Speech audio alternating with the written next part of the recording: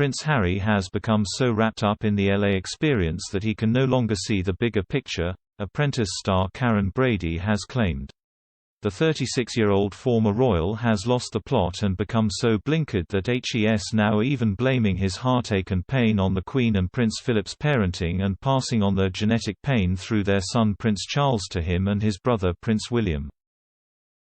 Writing in her newspaper column, Karren says we know too much about Harry and Meghan Markle's many grievances with the royals thanks to their recent interviews that have made global headlines, despite quitting the UK to pursue a private life out of the spotlight.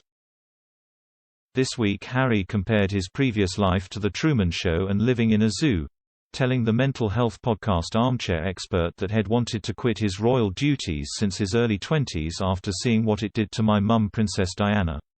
And he opened up about his new life in America, claiming he's now able to take son Archie out on the back of his bike and finally feels free.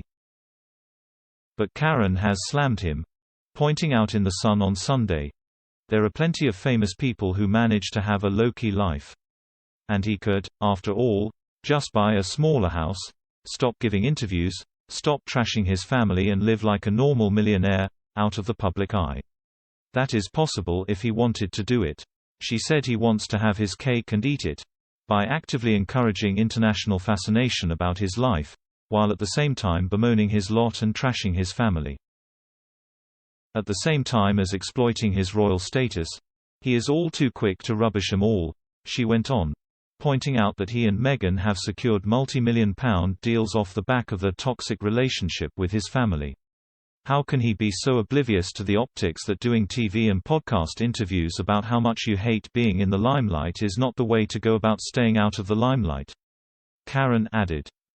It comes after Harry told actor Dax Shepard's Armchair Experts podcast that he was going to break the cycle of pain with his own children.